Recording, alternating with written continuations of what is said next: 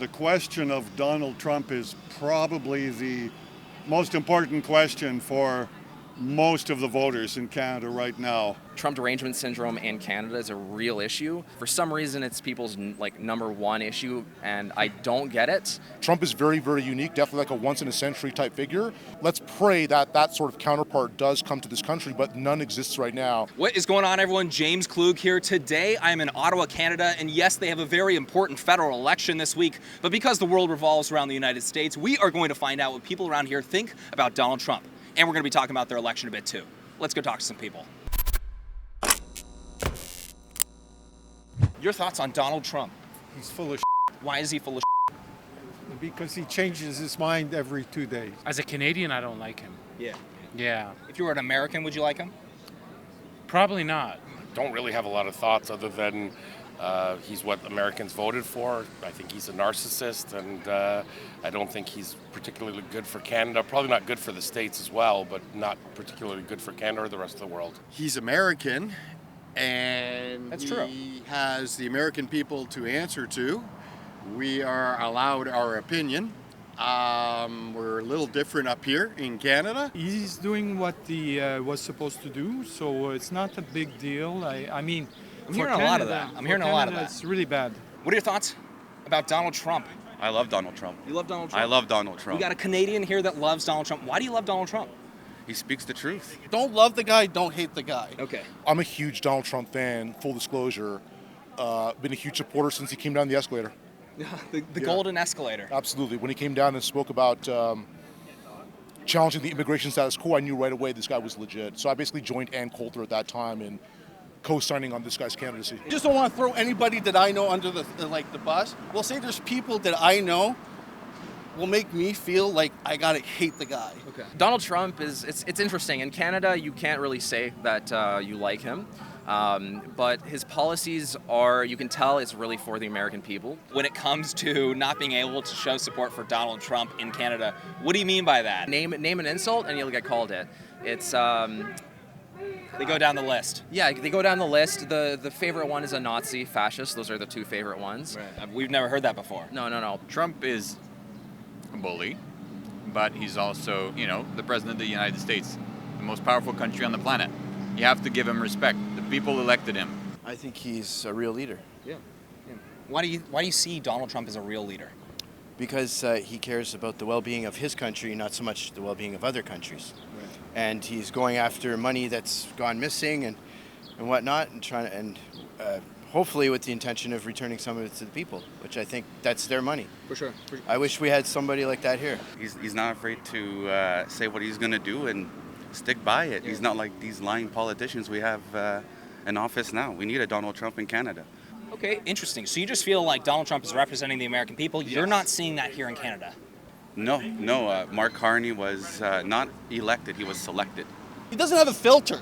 So it's either you like that or you don't. Me, I respect it just because it's not a scripted, he's just talking like he's talking, right? Do you think he's good for Americans? You're a Canadian. Do you think he's... Yes. Yeah, for sure. As a Canadian, I want to hear your perspective, man. I ain't gonna lie, I don't really get into politics and all that, so I just get what you get from the news, social media and all that, you know what I'm saying? Okay, no, for sure. Yeah. I mean, what do you feel, because you're not paying too much attention to politics. How do you feel about Donald Trump? You feel good about him? You feel bad about him? What do you think? I feel like my opinion is biased, right? Because of where I get my information from. Based on where I get my information from, he's not really that great of a guy. Yeah. You know what I'm saying? What are you hearing about him? I'm hearing he's racist, he's a fascist, he's this, he's that, all sorts of names. But I don't really have enough knowledge to have my own opinion about it, you know what I'm saying? No. I totally, I'm hearing what you're saying there. Do you think that the media that you're consuming is biased against Donald Trump, or no? Do you think they're 100%. reporting on him fairly? No, 100%. Media is always biased, especially in a Western society. I think so. Pretty much all over the world too, but especially here. Why do you not like Donald Trump? Why do I not like Donald Trump? Because of how much hate he incites. That would probably be my top reason I don't like him. In your view, what is he doing that's most hateful? What's an example of something that you just think is over the line when it comes to hate? Just like disrespecting Canadian sovereignty is an easy one. Okay. Also, The 51st state. Yeah. You don't want to be a part of the United States. No, I don't. Well, with respect to the election we're having now, as it turns out, the question of Donald Trump is probably the most important question for most of the voters in Canada right now. Front and center, I'm sure most people would say this, is handling Trump. Is he having a major impact on this election, do you think? 100%. Yeah, for sure. I mean, just look at the polls, yeah. Right. I think he's had a huge influence. I mean, I think if you looked at the polling numbers, pre-Donald Trump talking about 51st state and annexation, I think the Conservatives had a massive lead in the polls. And I think the second he started sputtering that kind of rhetoric, I think it turned against the Conservatives here and for the Liberal Party. Swollen limbs, joint pain, inflammation, aging skin, and cognitive decline. Did you guys know that these are just a few of the awful side effects that you can experience due to poor blood circulation? And before you reach for that bottle of ibuprofen, you may want to read the laundry list of negative side effects on the back of the bottle. Ibuprofen is temporary, and it's only masking the true problem by temporarily reducing inflammation. Not to mention, it's expensive and can be downright dangerous, especially for seniors. And right now, you can go to getkrill.com/Klug for a special 66% off offer. Researchers are saying to add this Antarctic super nutrient to your diet to reduce inflammation long term. I'm talking about omega-3 fatty acids, but not just any form of omegas. These are omega-3 fatty acids sourced from wild-caught krill. The omega-3 content from krill oil has been shown to support healthy blood pressure, circulation, brain health, as well as help reduce inflammation, swelling, and joint pain. In fact, some report it outperforms ibuprofen and without any side effects. For a limited time, you guys can grab Native Path Antarctic Krill Oil for up to 66% off. Go to getkrill.com/Klug to take advantage of this free shipping offer. That is getkrill.com/Klug. I'll put a link down in the description below. Let's get back in this video. As a country, we do find it somewhat offensive when your president sometimes refers to our prime minister as governor of the 51st state, and he is speaking too often about attempting to annex Canada, to make us into a 51st state. Are a lot of Canadians worried about that genuinely, or what are your thoughts? All people are concerned about the rhetoric. Some people think it is more just bluster. Others are deeply concerned about the possibility. Do you think he's serious? Are we going to try to, take over Canada? I don't think he's serious in terms of like he actually wants to take over Canada. I think it's like a tactic to get some sort like something else that he might want, which might be beneficial for the States. I just don't like the way he's going about it. Right. It's just disrespectful. Americans and Canadians are really similar. Like it would be hard to tell the difference between a lot of Americans and Canadians. And I mean, we've been going back and forth for as long as both countries have existed. And now it's feeling like, oh, now we're different and, we need to, kind of almost become enemies, which I don't like the thought of it. Do you think most Canadians see it that way? They feel like America is becoming an enemy. I'll tell you, Americans, they don't feel that way about Canadians. Yeah. But they also, if you're talking to like Trump supporters, which I do all the time, they would be looking at it as trolling. Specifically Trudeau when he was, front and center. Do you think more Canadians are taking it more seriously and that's why they're getting upset about it? Maybe. I don't think he's actually trolling, though. You don't think he's trolling? I mean, even serious then? Yeah, I don't think he's serious about actually annexing Canada, but I think he's trying to get to something else. The 51st state or Governor Trudeau, do you take him seriously or no? Well, I don't know that I take him seriously. He certainly likes to grab headlines, but I think as a Canadian, if you understand Canadian history, if you understand the United States historically having an idea of manifest destiny, that it is Canada is destined to at some point become the 51st state of the United States, I think you have to take it seriously. Whether Donald Trump will execute that, probably not. Whenever I hear 51st state, I'm like, give me my First Amendment, give me my Second Amendment. You'll take it. You'll take it all. It's not take it all, dude. It's just you got to think about a circumstance where if somebody breaks into your house, where this happened in Toronto, the mother's about to get he shoots the whoever's trying to do that, and now he's going to court. He's got to fight it and everything like that. But if that were to be in the States, you're good to go, right? I'm open to it. However, Canada should stay Canada. We have a great heritage. I'm proud of my Canadian heritage. I hope it doesn't happen. I hope Canada stays Canada. I love our country. It's a beautiful country. I love everything about it, except our leadership, corrupt leadership. So we've spent 9 years preparing Canada to be taken over by somebody. okay? Freezing our resources, making the currency, inflating the currency. And so young people are like, somebody help me. And before the big guys of the world could come and take us, the Trumper says, hey, you know what, we're going to make you our 51st state. You kind of already are already. It's just throwing out the life raft. Yeah. Some young people here are ready for it. They're polling high, apparently. People under 35. For that question of 51st state, really? Yeah. They're polling high positively for that. We're getting a lot of pushback on the 51st state. Now, personally, I don't want to be an American citizen, but there are benefits. You've got state law, right? Where all the states can act differently, and this was visible during COVID, during lockdown times. That's exactly right. Yeah. Whereas here it was a blanket for the whole country. It's interesting. Do you think that Trump is the number one issue in Canada? Or do you think there are other issues that need to be front and center when it comes to this election? I think there's other issues that need to be front and center, but Trump is kind of taking precedent when I don't think it should be the case. Because we've had a lot of problems even before Trump. I don't think he should be. I think Canada should be. And what's going on, and if we're saying that we got to go get new trading partners, well, then we'll go get new trading partners. I mean, what do you want us to do? Do you feel optimistic that the trade will be worked out over the next, let's say, year? I've had professional dealings with your current president. He has a style amongst himself, and he has his goals on what he needs to win. My advice to the American people is that you need to find some off-ramps for this guy if you're not liking some of the things he's doing. He knows what he's negotiating for. I'm not thrilled with it. I don't know if I'd vote for him. But Canada, U.S., I mean, I did just try to cancel 2 trips to the States. They were trips with friends. It was more their decisions about just not feeling comfortable. Are a lot of Canadians protesting the United States by not visiting the United States? Oh, yeah. You're not going to see that because some of the stuff, I think, we're going to go to Europe quite a bit. People all have deposits and stuff, and they're not going to get it back. So I think you'll see this year flush out, right? People have booked a cottage or an Airbnb. And then after that, I think you guys won't see a lot of Canadians, but we're only 40 million people, so... Donald Trump has become front and center in your guys' election. Is that reasonable or no? No, it's not reasonable. It's an illustration of the artifice of the Canadian political landscape. So it's happened in America as well. You've had many election cycles where a fake issue becomes the issue that's pushed onto the public via the so-called mainstream media. So there are many crises in this country right now: demographic destruction, out of control immigration status quo, cost of living being artificially driven up every day by crazy government policies.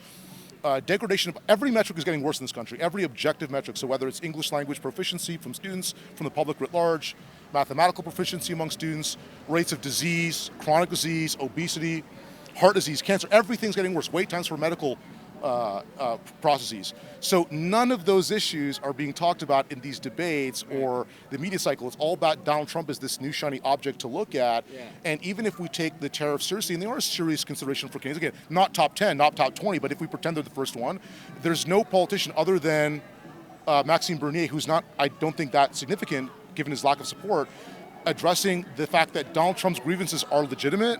Yeah. This country's government has been very hostile to American imports for decades. We don't allow foreign companies to compete in the telecommunication market, the banking sector. We put taxes on dairy from Vermont and what else, Maine, whoever the hell makes it, right? All of these unfriendly policies against American companies, and yet somehow the Canadian establishment is acting offended that Donald Trump wants a sort of more fair deal, wants to have a more liberal access to the Canadian market for American companies. So Donald Trump's grievance, one more thing, this is huge for Americans to know. This country freeloads off of American security guarantees. So America puts tons and tons of money into military investment, let's call it, or the military itself, the personnel, and this country spends less and less and less than it could and should to defend its own sovereignty. And that subsidy, de facto, from the U.S. taxpayer is allowing Canada, the Canadian government, to burn money on all of its fake enterprises, including this, by the way. Yeah.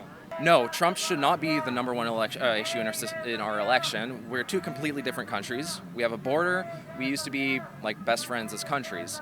And our government has really pushed us away from that. Mark Carney himself said that our relationship with the United States is over as we know it, which is a ridiculous statement to make, especially when we send almost all of our crude oil down south. They refine it, they send it back up to us.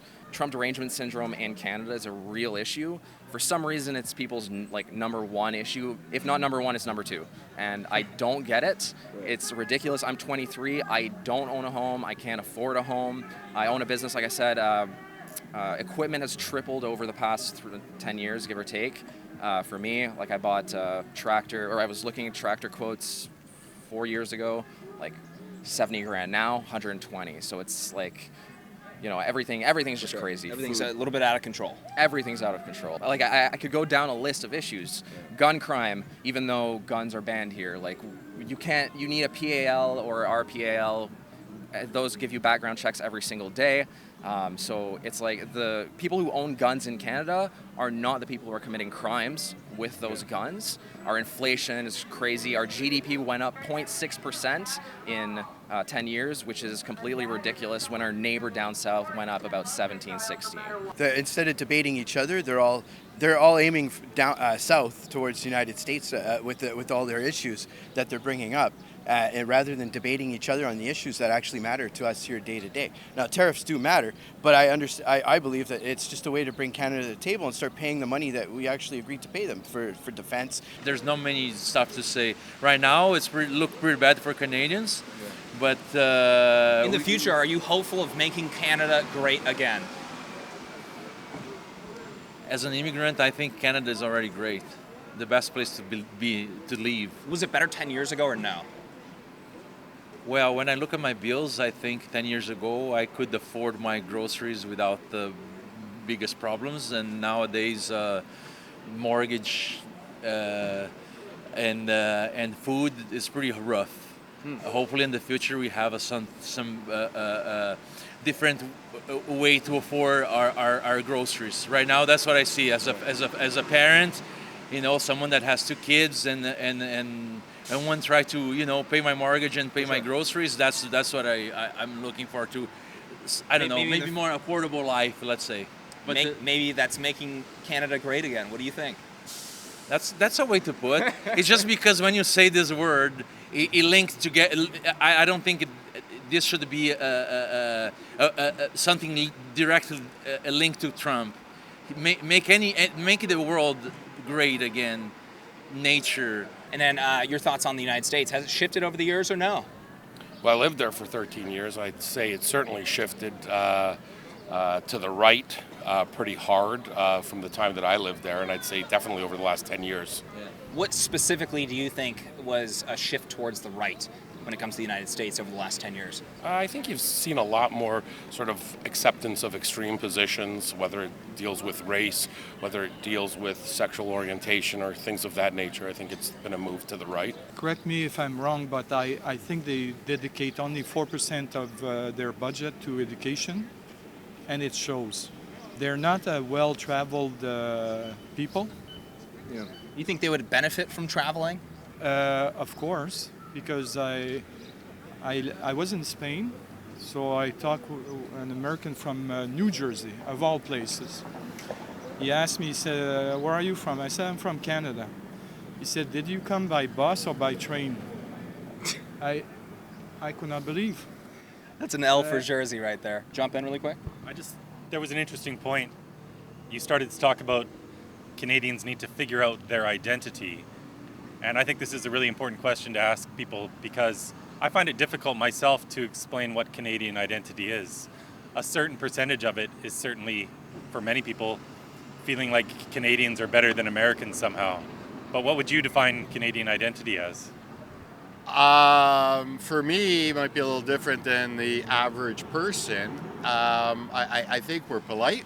I think we are a country very similar to the U.S. in our values, whether or not we want to argue about that today. I believe that our identity is we're Canadian and we accept everybody, who is in the country. And that's who a Canadian is. We are different than the States. But we are accepting of our surroundings and our life and what we're trying to do. If that's an answer or not. Do you think Canadians are more accepting than Americans? Americans are more accepting than you'd believe. Like, I'd say Americans. Like, I wouldn't agree. I wouldn't say Canadians. We complain way too much. All we do is complain to the government or anybody. Get off your butt. Do something about it. Like, honestly. Has your view on Americans improved over the last 10 years since Donald Trump came into the picture? Yes. Why has your view on Americans improved? Just because you want something like that for your home country, or what is it? I want something like that for my home country. Not just that, I met some great people from the United States, on TikTok. I'm a TikToker, and I met a lot of great people. I met a lot of great patriots. It's not just Donald Trump, it's the American people that I stand behind as well. In Canada, it's very, very left-leaning. It's almost communist. We pay so many taxes and stuff. I feel like the shift rightward in the States helps us shift a little bit more towards the center as well. Okay, opens the door a little bit to go back to center a little bit more. That's very interesting. Yeah. Has that shaped or changed your view on Canadian politics in any way, and who you support here? In terms of Trump, no, because I'm very ideological. I'm sort of hyper-political and have been this way for a long time. In terms of your earlier question about whether or not there is a Trump-like figure in this country, there is not. Trump is very, very unique, definitely like a once-in-a-century type figure. Let's pray that that sort of counterpart does come to this country, but none exists right now. Sure. In terms of politics alone, Maxime Bernier is the head of the People's Party of Canada. And we talked to him.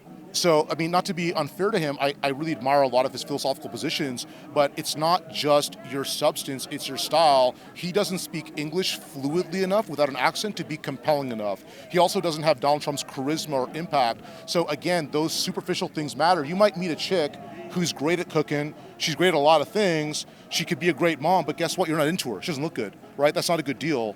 So in terms of the style, no, it's really interesting. It's so many moving parts that make Donald Trump, whether you love him or you hate him, it's no doubt that he demands the attention in every single room he walks into, and that's why he dominated initially in 2015 when he was running for president, right? I'm sorry, 2016 when he was running for president.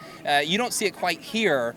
Do you think that there's hope for, let's say, the People's Party of Canada to turn into something like that, or no? Okay, no, I don't. Yeah. And it's not just because of a lack of a person to do that, no Trump-like figure to do that, but the party itself is too small. The real counterpart that you're asking about is whether or not the so-called conservative party in this country could have a Trump-like figure, and I think there is hope that the answer is yes. Why? Because the so-called conservative party of this country, I use so-called because they're not particularly conservative, it's sort of like a false label, like the so-called liberal party, they're not liberal at all, in the classical sense. For sure. The only place Trump could become president was through the Republican Party. There's no way he could have been a Democrat. You need the infrastructure of the party to win. Right. So the so-called conservative party of this country has the infrastructure to win. Do they have a person to do what Trump did yet? No, but there's hope, yes. So I'm so curious about that, because is the conservative party more moderate in their stance because Canadians are that way, right? Is there that base to support somebody like a Donald Trump in Canada, or no? I don't have a magical 8-ball or insight into the Canadian public. I can tell you what I've experienced. Yeah, what do you think? So, I'm just a 42-year-old guy here in Ottawa, lived my whole life here. I do think there's a base for that, and I think it's untapped. And I think a guy like Donald Trump, as he was being laughed at on that on that Bill Maher show. Bill Maher, I can't stand him, but she was getting laughed at and Coulter for saying what wasn't just true, it was hyper true. Like, he became a dominant force, right? He's revolutionizing politics. So the chattering classes, these so-called experts in the media, are so divorced from reality they couldn't even conceive of Donald Trump winning. That's my view of what's potential in this country. Yeah. The people that are hyper-political in many ways have no sense of what's actually possible. So if a Trump-like figure arose and began to speak in, as you put it, a straightforward manner with the charm and charisma that I was alluding to with respect to Donald Trump, I believe that wouldn't only tap into an untapped base, but would actually mobilize people who are not yet awoken or motivated. Because if you're not into it, you're not going to join politics. But if something sort of inspires you to join it because things make sense, things are different, you'll join some new team, so to speak. All right, everyone, that is it for today. So we had some pretty mixed responses. Let me know your guys' thoughts down in the comment section below. And if you enjoyed this video, please make sure to hit that like button. Make sure to subscribe for more videos and hit that bell notification button so you are notified next time I post. And I'll catch you all in the next one. Also, huge shout out to our founder tier members. I think we just have one. We might have a couple right now, but shout out to you guys. Thank you so much for your continued support. If you'd like to have your name at the end of my videos, become a founder tier member today. Helps the channel keep afloat and helps me make more videos.